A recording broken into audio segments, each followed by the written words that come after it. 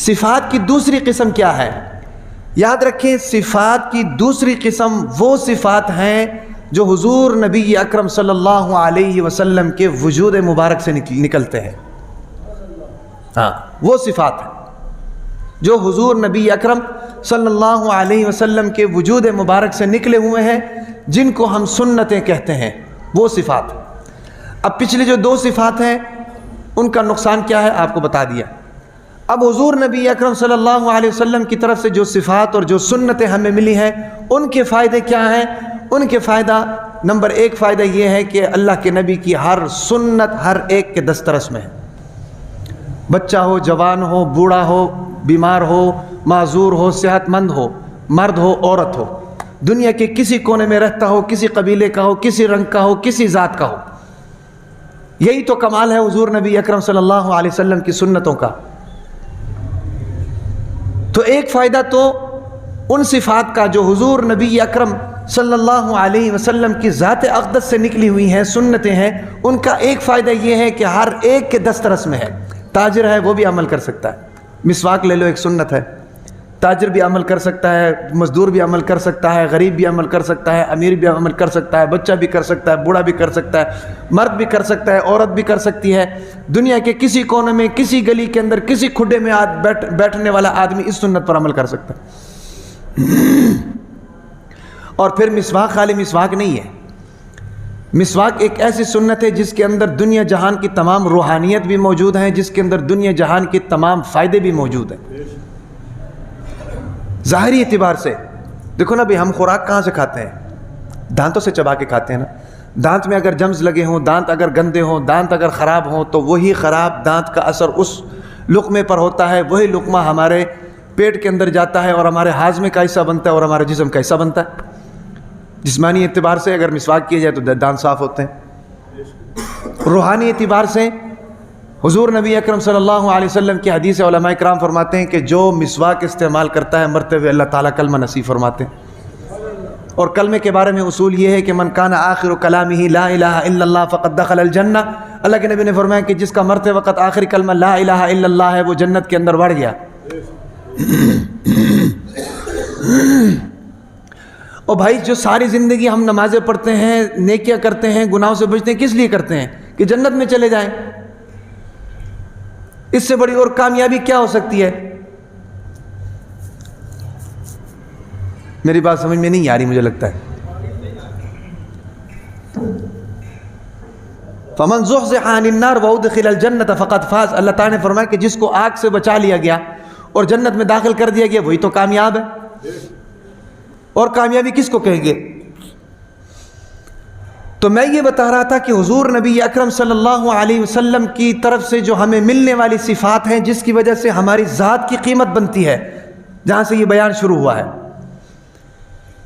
کہ ذات کی قیمت ذات کی وجہ سے نہیں ہے، ذات کے اندر موجود صفات کی وجہ سے ہے۔ تو صفات کی دوسری قسم، پہلی قسم وہ ہے جو یورپ کی طرف سے ہمیں ملی ہے، دوسری قسم وہ ہے جو حضور نبی اکرم صلی اللہ علیہ وسلم کی طرف سے ہمیں ملی ہے۔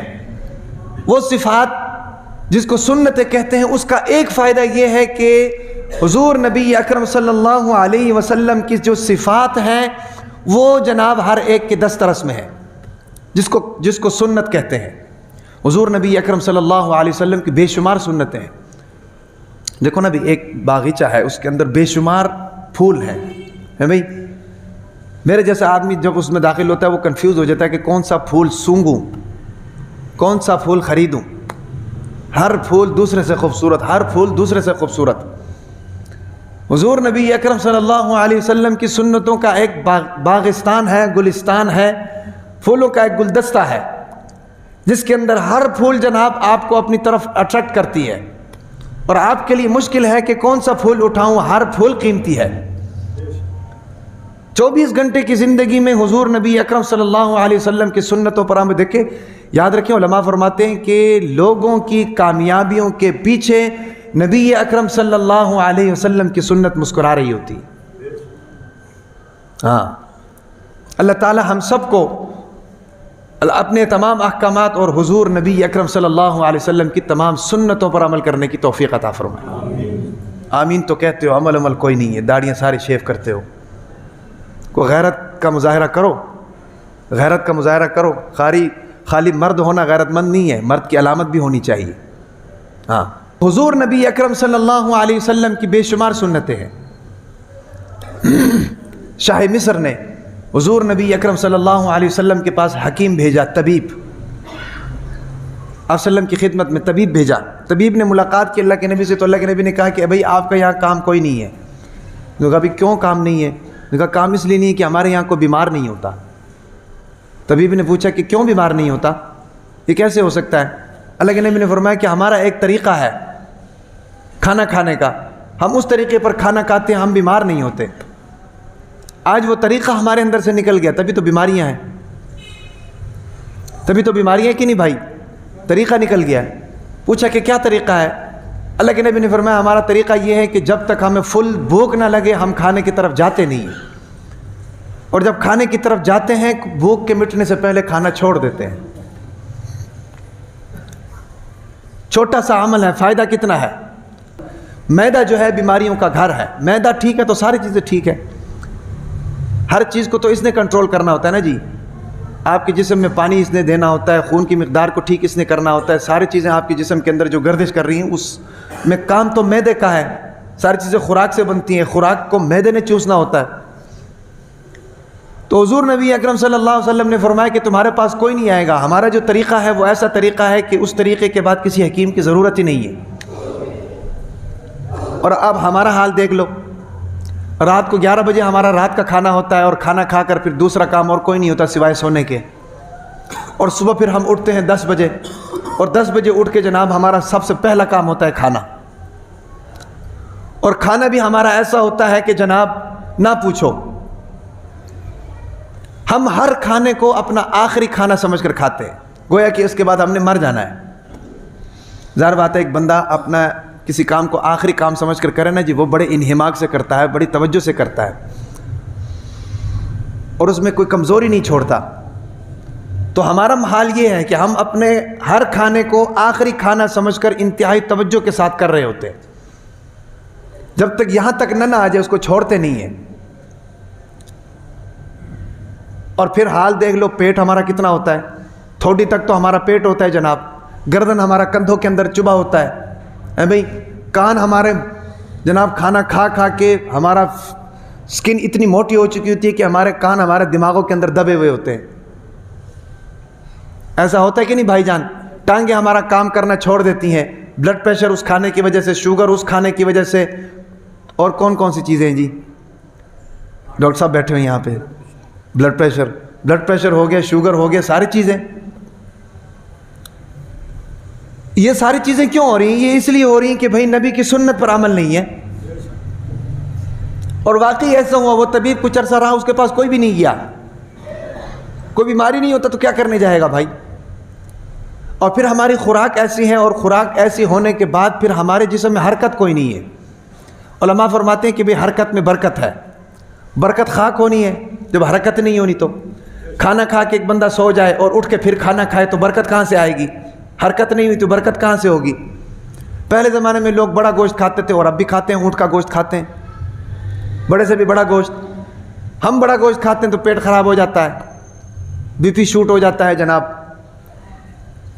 لیکن پہلے زمانے میں لوگ بڑا گوشت کھاتے تھے تو کچھ بھی نہیں ہوتا تھا، طاقت ملتی تھی. وجہ کیا ہے؟ وجہ یہی ہے کہ وہ بڑا گوشت کھا کر بڑا کام کرتے تھے. اور ہمارے نزدیک بڑا کام سوائے سونے کے اور کچھ بھی نہیں ہے. تو جب ایسے ہوگا، نبی کی سنت پر عمل نہیں ہوگا، تو صحت تو خراب ہوگی کہ نہیں بھائی؟ تو میں یہ بات میں نے اس لیے بتائی ہے کہ بھائی وہ صفات جو حضور نبی اکرم صلی اللہ علیہ وسلم کی طرف سے ہمیں ملی ہیں، وہ صفات ایسی ہیں جو ہر ایک کے دسترس میں ہیں. یورپ نے جو صفات ہمیں دی ہیں وہ ہر ایک کے دسترس میں نہیں ہیں. لیکن حضور نبی اکرم صلی اللہ علیہ وسلم نے جو صفات ہمیں دی ہیں وہ ہر ایک کے دسترس میں ہے. تو پہلا فائدہ تو یہ ہے نبی کی صفات کا یا سنتوں کا. دوسرا فائدہ یہ ہے کہ نبی کی طرف سے ملنے والی جو صفات ہیں وہ زندگی تک نہیں ہیں، بلکہ مرتے وقت قبر میں بھی ساتھ ہی چلتی ہیں. ہاں، قبر میں بھی ساتھ ہی چلتی ہیں. قبر تو خیر، قبر میں بھی ساتھ، میدان محشر میں بھی ساتھ، پل صراط میں بھی ساتھ، جنت میں بھی ساتھ. یسعی نورہم بین ایدیہم وبایمانہم یقولون ربنا اتمم لنا نورنا واغفر لنا انک علی کل شیء قدیر۔ قرآن کہتا ہے کہ جب جنتی جائیں گے تو نور ان کے آگے پیچھے چکر لگائے گا، پروٹوکول چکر لگائے گا۔ یہ نور کون سا ہے؟ یہ نبی کی سنتوں کا نور ہے۔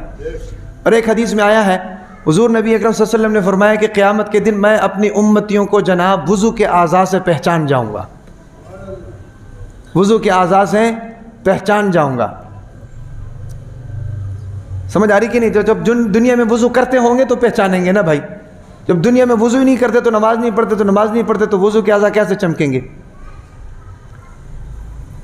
تو حضور نبی اکرم صلی اللہ علیہ وسلم کی طرف سے ملنے والی یا ان کی وجود مبارک سے نکلنے والے جو صفات امت تک منتقل ہوئے ہیں، ان کے یہ دو فائدے ہیں۔ ایک فائدہ یہ ہے کہ وہ ہر ایک کی دسترس میں ہے، دوسرا فائدہ یہ ہے کہ وہ جناب صرف زندگی میں نہیں ہے بلکہ قبر حشر میں میزان میں۔ اب دیکھو نا، حشر کا جو دن ہے وہ 50,000 سال کا ہے، 1,000 سال تو گھپ اندھیرے کا ہے، اور 49,000 سال تو جناب دن کا ہے، اور اس میں سورج سوانزے پر ہے۔ یہی سنتیں ہیں جو رات کو نور لے کر آئیں گی اور 49,000 سال جو ہے میدان محشر میں آپ کے اوپر سایہ کریں گی، یہی وہ سنتیں ہیں۔ تو دنیا کی زندگی 15 سال کی زندگی ہے جو ہم نے اسٹیمیٹ لگایا ہے، اس کو اوکے سوکے ہو کر گزارو، نبی کی سنت پر عمل کرو، داڑیاں رکھو اپنے چہروں کے اوپر، بھئی زندگی نبی کی سنت کے مطابق کرو، کاروبار نبی کی سنت کے مطابق کرو، معاملات نبی کی سنت کے مطابق کرو۔ آپ کے پیچھے آپ کی نسلیں جناب اسی راستے پر چلیں گی، آپ کے لیے صدقہ جاریہ ہے۔ بہترین صدقہ جاریہ تو اولاد ہے اگر نیک ہو تو۔